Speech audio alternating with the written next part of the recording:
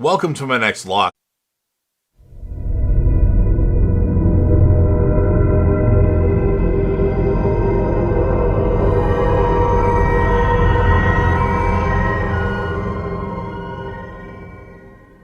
Season 2 episode review video. Before I get into that though, pretty important, if you are caught up to the point where I am every rewatching or watching Lost, or you're just not entirely sure, then you definitely need to take the initiative and pay attention to the episode's title, which of course I'll mention, as well as put in the description. If that happens to be the case, you find that you're not caught up, it would be my recommendation that you don't watch this video any further to avoid any potential spoilers. And for all of you out there that are wondering, I've already seen Lost 3 times. The last few times I've watched it, I've been binging it, and I want to take my time this time and give you all some really good detailed reviews of Lost, as it's one of my favorite shows of all time. In fact, it's definitely in my top 5 of all time. But I'm not the only one that's watching Lost currently right now.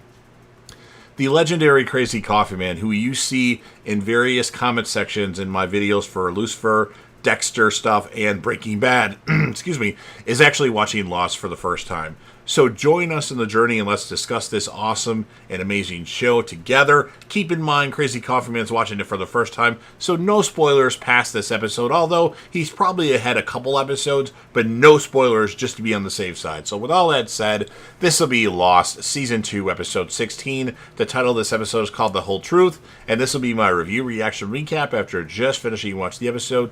So Jin desperately wishes to conceive a child in hopes that a baby will change everything. This is our flashback starting out in his life. Sun tried as she was looking extra sexy. However, no matter how much they try, it does not work.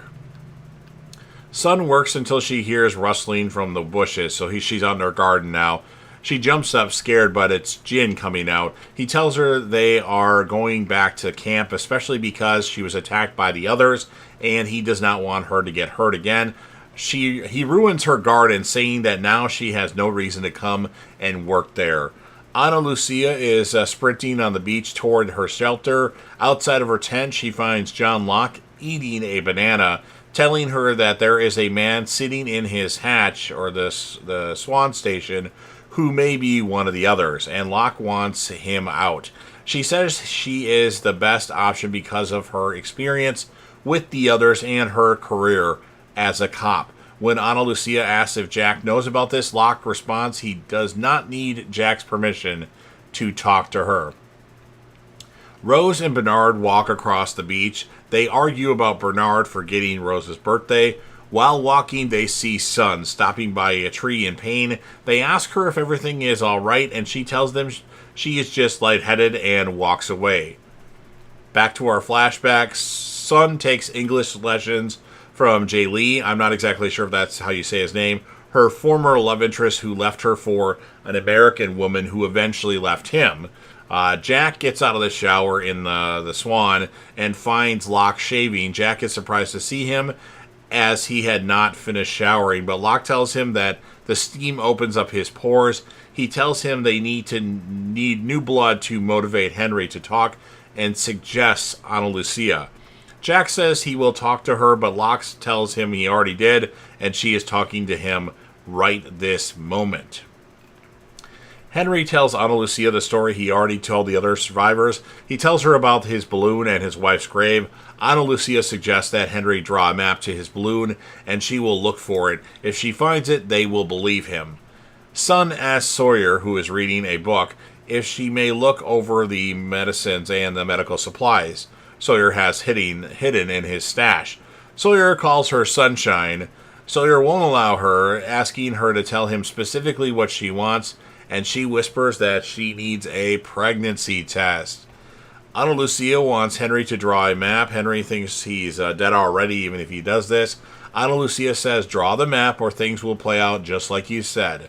Sun tries to take her pregnancy test, but Hurley interrupts and tells her he randomly found a candy bar because he's holding a candy bar and he doesn't want people to know he's got a secret stash.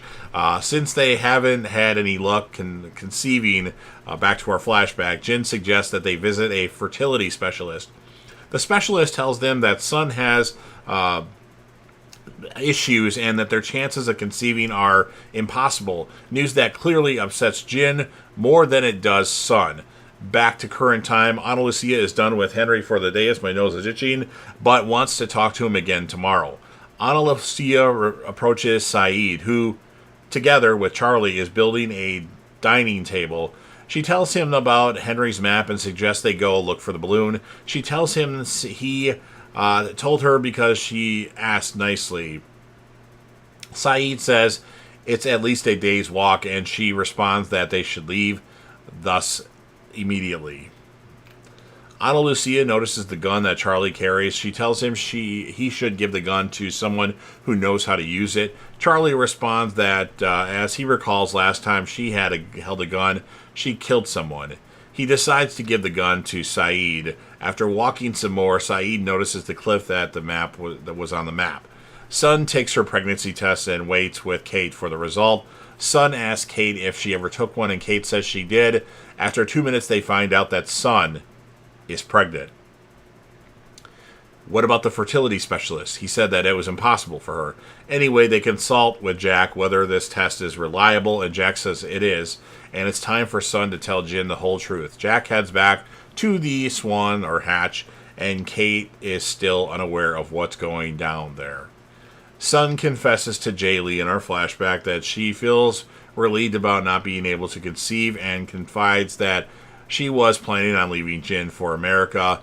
While their relationship is that of a teacher and student, it's clear that Jay Lee would like it to be more than he encourages her to stay in Korea with him. As Charlie sleeps, Ana Lucia talks to Saeed. She tells him that she knows nobody likes her, and it was this way her whole life. Even though she is trying to make them like her, she is who she is. But Saeed, according to her, has a good reason to hate her, and she says she is sorry for what she did. Saeed replies that she was just trying to protect her people, and that it wasn't Ana Lucia that killed Shannon, but them, the others. I remember Ana Lucia specifically shooting Shannon, but I get it.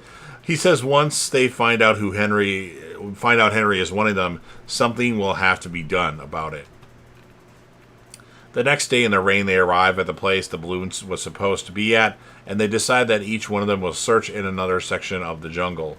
Bernard is looking for oysters, hoping to find a pearl, presumably for Rose, as a birthday gift. Jin is there fishing and tells him there are no oysters on this beach. Sawyer arrives and tells Bernard that Sun is pregnant. Jin, who does not understand what they are talking about, does not understand why Sawyer calls him Daddy-O. Another interesting nickname from Sawyer. He's got a nickname for everything. There could be 3 or 4 things that change in a 5-minute time period, and he's already got 3 or 4 nicknames lined up. It's just amazing how quick on the feet he is. He goes to his son's garden and starts fixing it. This is Jin. And Sun arrives, and Jin apologizes for his actions, saying that he hates being this way, fighting all the time. He says helplessly that he cannot speak the other's language nor understand them, and that he needs her. He needs Sun. And then Sun finally tells him that she is pregnant. He happily hugs her. While walking outside with her dog, the fertility specialist drives up to her to confront her, back to our flashback, with the truth. She is not the reason why she and Jin cannot conceive a child. Jin is. The doctor is frightened of Jin due to his employment with Sun's father. Jin is apparently infertile, and she decides to keep it a secret. Sun confirms that she has never been with any man other than Jin, and he believes her. She says there is something that she has to tell him, that he is infertile. Jin believes it's a miracle. Together they decide upon a name for their child and agree they should tell the other survivors the good news. Sun says that Jack and Kate already know, and Sawyer probably does too. Only then Jin understands the meaning of the name that Sawyer gave him, and says that Bernard too. Jin then agrees to leave her alone in the garden while she tells him she loves him. In Korean, he intentionally replies to her in English, saying, "I love you." Jack takes Henry, who is reading, out of the cell to eat breakfast. Henry notices the computer and asks what's it for, but Jack replies, "Nothing." Locke gives him cereal, and Henry questions where all this food came from. Locke tells him that it was already down here when they found it. Henry is surprised that they are not as curious to where all this stuff in the hatch or swan came from. Then he proceeds to inform them that he drew a map for Ana Lucia, and then he sees they are surprised to hear about it, even though it is obvious that Henry knew that they didn't know about the map. And then he jokes about secrecy the survivors maintain amongst one another. He starts to wonder out loud what he would do if he were another. How instead of supplying Ana Lucia with a map to his balloon, he would instead give her a map that would lead her to her party into an ambush. When Locke and Jack look at him in suspicion, he simply asks, "You guys got any milk?" And that's what ends this episode of Lost. So, good episode. Not the greatest, though. I'll score it an 8.4 out of 10.